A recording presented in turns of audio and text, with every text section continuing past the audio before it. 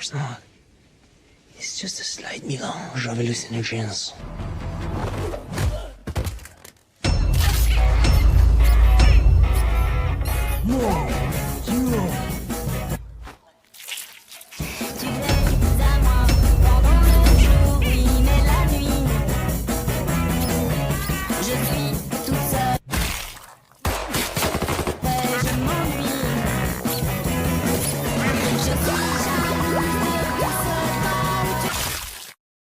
Signs look more like they've been mass-produced by a studio filming a television show than a sign any of these protesters would make at home. You'd be lucky that everything was actually spelled right if these were legit. Everything wrong with the boys, ladies and gentlemen.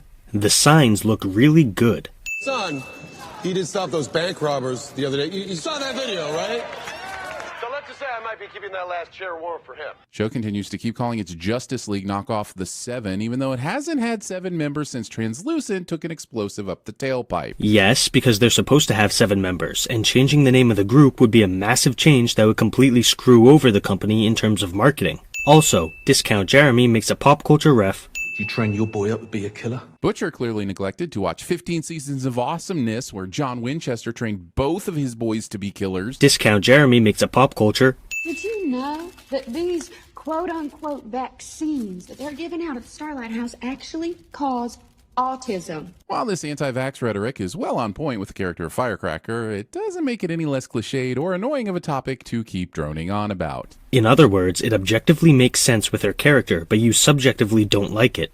And considering how stupid the TVSins writers tend to be, I don't think anyone with more than 3 brain cells really cares about your opinions. Your mom has power of attorney, and she has to execute your dad's wishes. Awesome. We're getting the nitty-gritty of Huey's legal battle with his...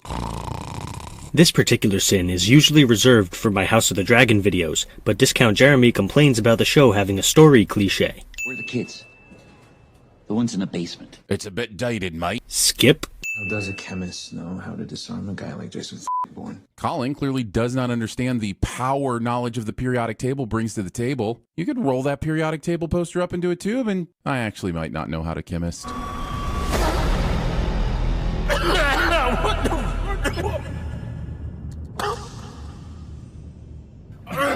Oh shit. You need me to kiss it, baby? Elliot Knight isn't offering to kiss my boo-boos in this scene. Discount Jeremy has a boner. Soups are entertainers, period. End of story. Only when they're combined with good writing. They aren't automatically entertaining on their own, as Marvel is increasingly finding out. Discount Jeremy makes a pop. That fake-ass laugh.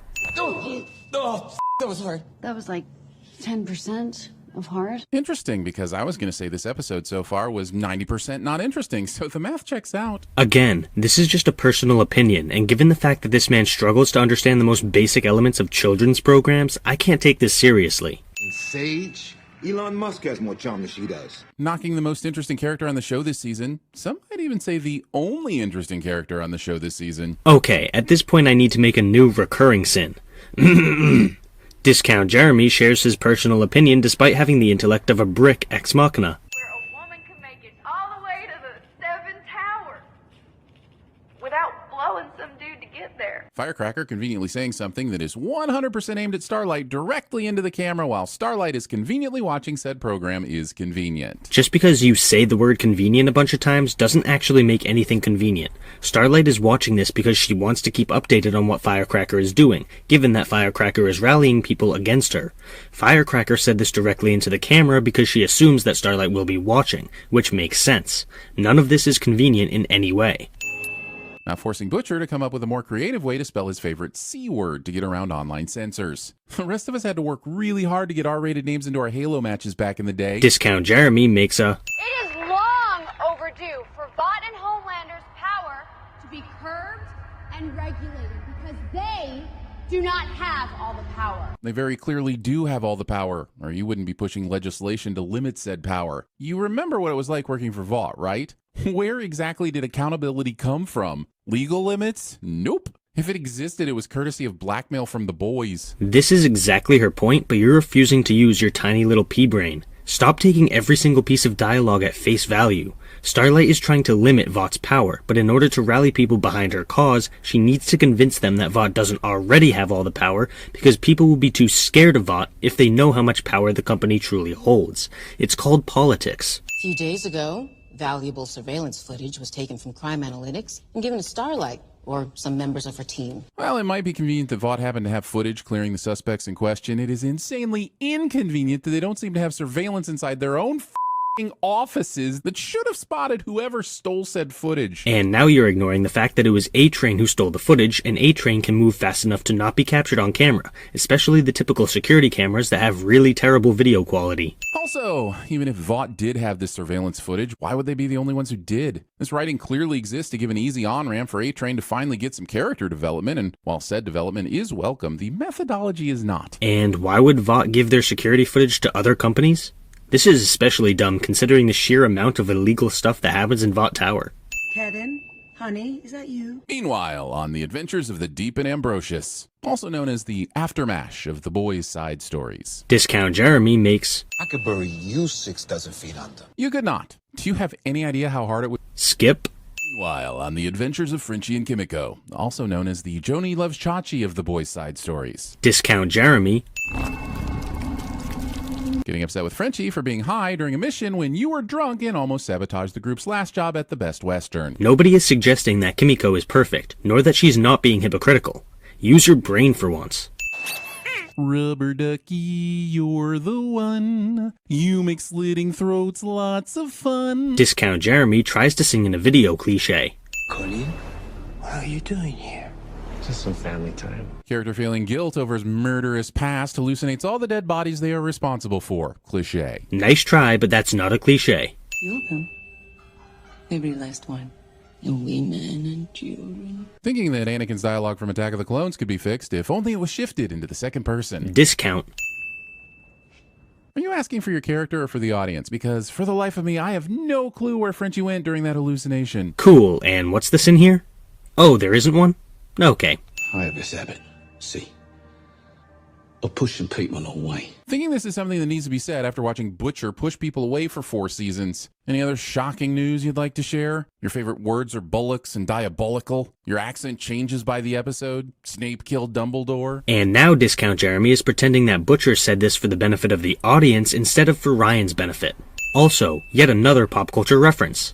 I've run out of words in the sin because he's made so many. From now until the end of the video, any and all pop culture references will get 10 sins.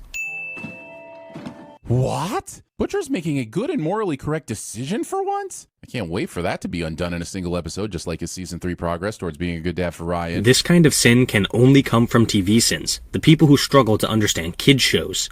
Butcher's character development is not undone in the next episode. He's struggling with the 2 parts of himself, one compassionate side and one dispassionate side. Despite going along with Grace's plan to use Ryan as a weapon, Butcher still cares for him and wants to treat him much gentler than Grace does.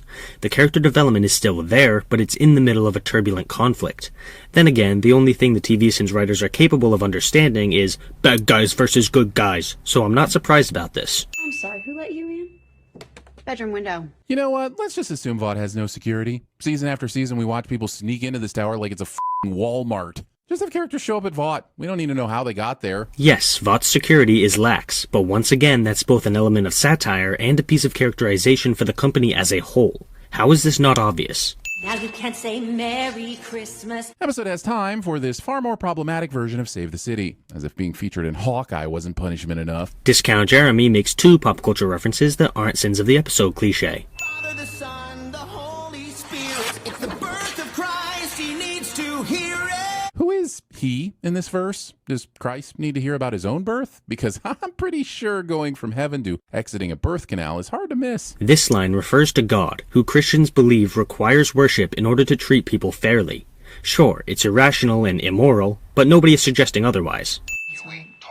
And yet again, I'm confused about how Homelander's super hearing works, because there are some instances where he would have heard Mother's Milk either talking from across the arena or in Huey's earpiece, but then there are some instances, like here, where he apparently can't even hear something a few feet above him. Does Homelander's hearing read the scripts? Jesus Christ, how can a grown man who watches television for a living not understand how Homelander's hearing works? Just like everyone else's hearing, Homelander needs to focus on a sound in order to process that sound. In this scene where he doesn't know Huey is above him, he's focusing on his conversation with Victoria, so he's not processing the noises above him. It's really not that hard to understand. Singer and the military are joined at the tip. That doesn't seem like a very stable connection, given how often that particular appendage changes size. Discount Jeremy talks about boners. I like this scene better when Tobey Maguire and Willem Dafoe did it. Yet another pop culture reference. No one will be seated as Huey crawls away from Homelander's heat vision. And what's the problem with this scene? You haven't provided any justification for giving this a sin, so I can't accept it as a sin. A-Train Ex Machina. Discount Jeremy still doesn't know what the term Deus Ex Machina means. A massive electrical fire broke out this afternoon at Botcoin Arena during a tech rehearsal. Funny, because a massive sinning broke out when a show I love resorted to news position for the 500th time. It's almost like this show is satire. You need to go home. Thing residents the island of Patmos told the disciple whom Jesus loved somehow makes it into the episode. That might be the strangest reference he's ever made.